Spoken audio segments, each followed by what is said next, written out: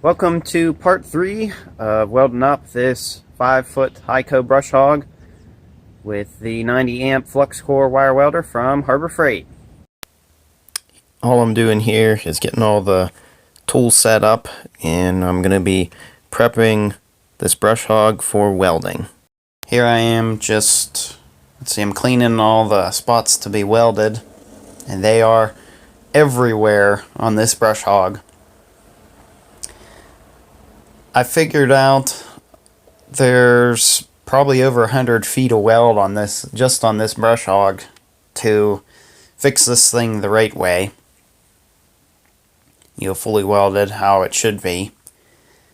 And I seriously underestimated how much welding was needed on this brush hog, but I'm this far in and I'm kind of committed now, so just push through it, I guess. On the top there was only like 3 sides to weld. Let's see here, 1, 2, 3.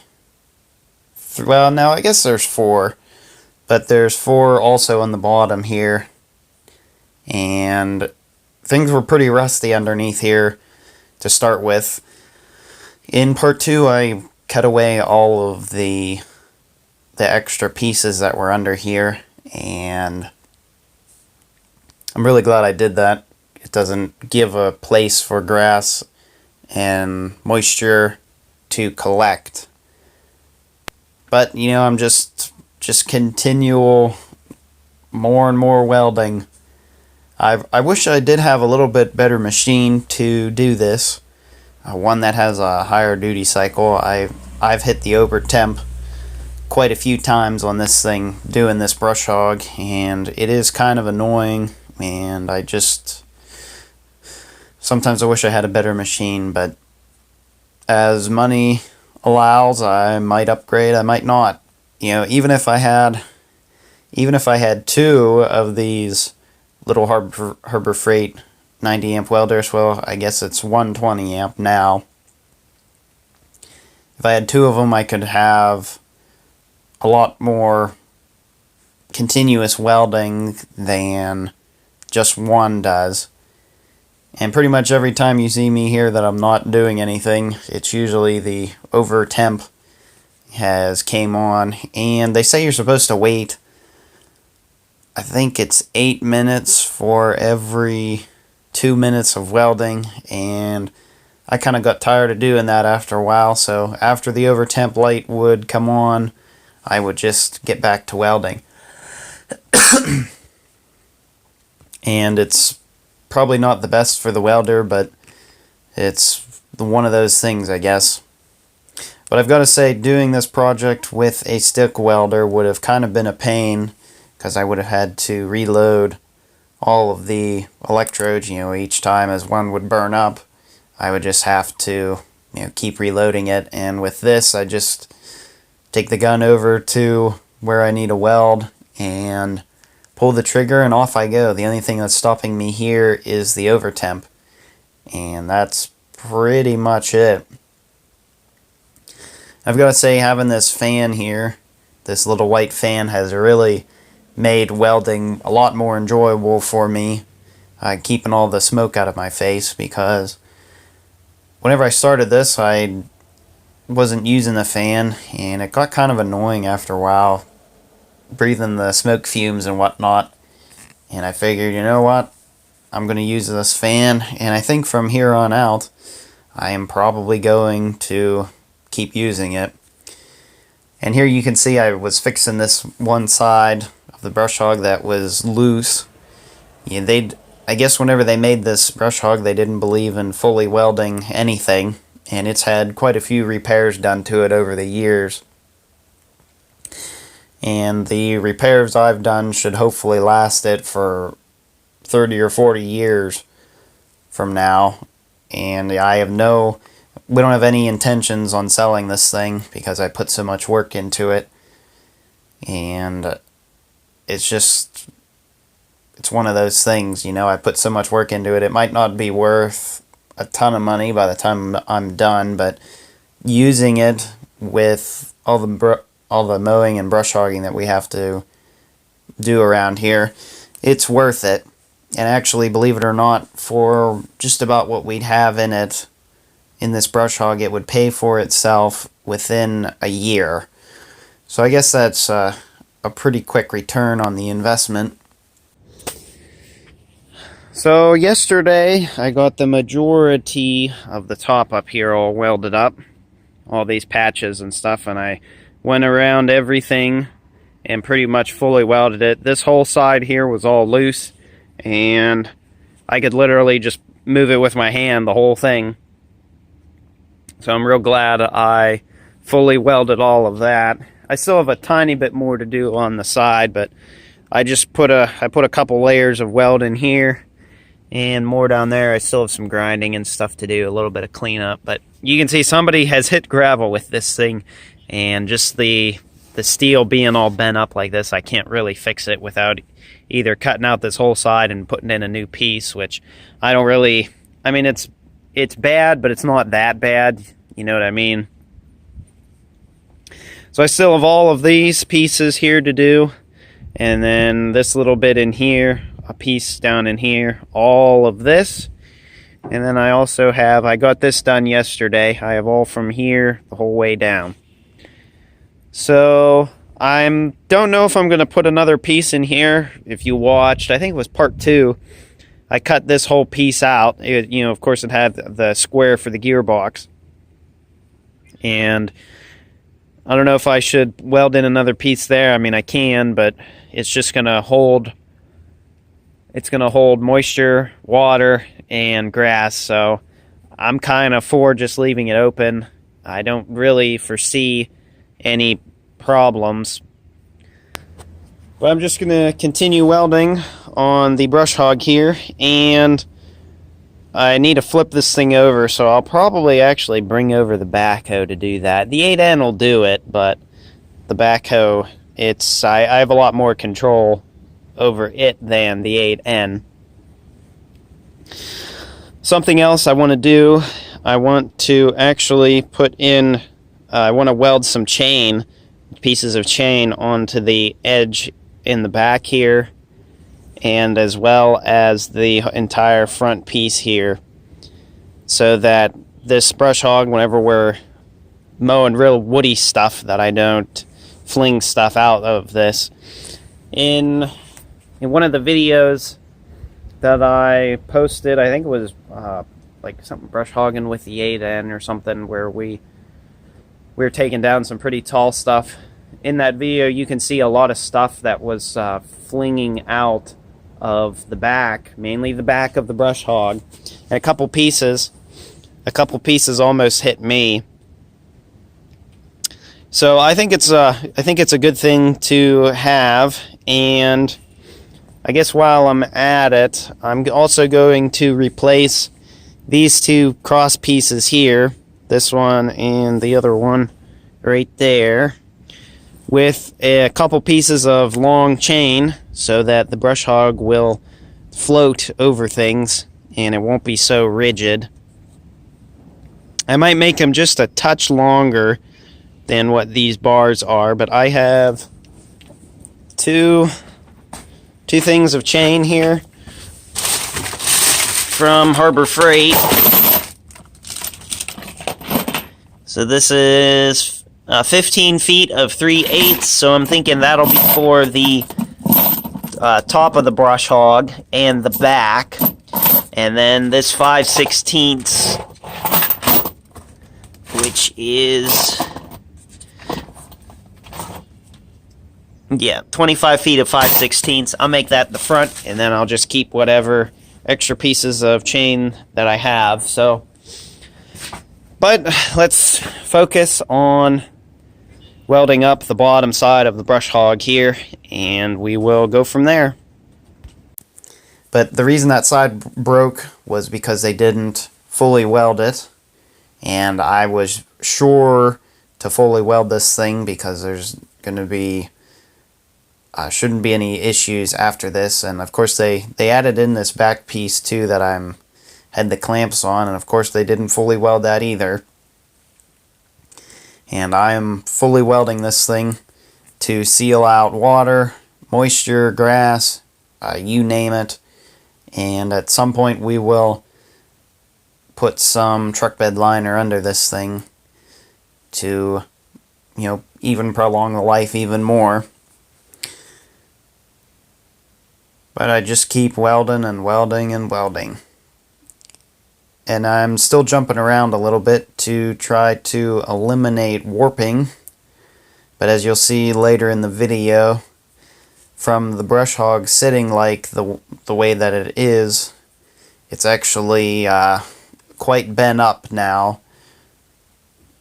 I don't think it was because of the welding that I've done. I think it was just how it was sitting, and then me welding it like that really bent it up some, but it's twisted in the middle where the gearbox is along the sides, and later in the video you'll see that I weld those, and I'm actually thinking about cutting those welds just with an angle grinder.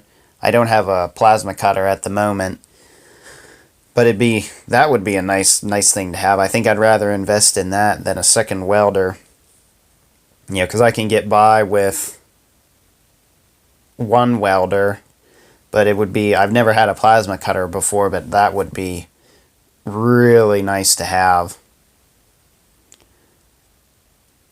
So I've spent a lot more time on this thing too, way more than I was expecting, but this brush hog really needed a lot more than I had originally thought that it needed. But the gearbox is still good, and the only thing, the rear tire's fine, and pretty much even the lifting points and stuff for the 3-point and even the PTO shaft's still pretty good on this thing. So it's still worth doing this. And of course the sides are bent up some, but it was funny, the one side on this thing, it was all pelted like someone had, like they were cutting along a road and the brush hog blades came in contact with the gravel road, and you can see little, well, I guess they're not little, but they're, I don't know, probably, they're smaller than a golf ball, but they're little dents that go the whole way along the side of this brush hog. And I'm probably not going to fix that. I don't know how I would fix those, but I have to figure out how to straighten this thing. My brother suggested cutting where the gearbox is, and I think that's probably what I'm going to do, because that's really the only welding that I've done right in the middle. And I did not think that it was going to do this, but being that the metal on this is kind of thin, it happened, and I'm just going to have to fix it, lay it flat, or maybe even use the 8N and the backhoe to get it flat again, and then re-weld what I've cut. But hopefully that shouldn't take too long. I'm kind of disappointed I have to do that, because it needs straightened badly. We could use it the way it is, but I don't really want to. And I just want this brush hog to be right, and I want it to last. I'm also going to weld those pieces together where my foot was, because again, that's a spot for water to collect and grass to collect and it to rust out. And also, keeping paint on these things really helps. These brush hogs, they go through quite a beating when you use them. And I'm just more and more welding. I'm sure some of you guys are probably getting tired of it by now, but I'm just clamping things together and welding it. There's really not a whole lot more to say about this.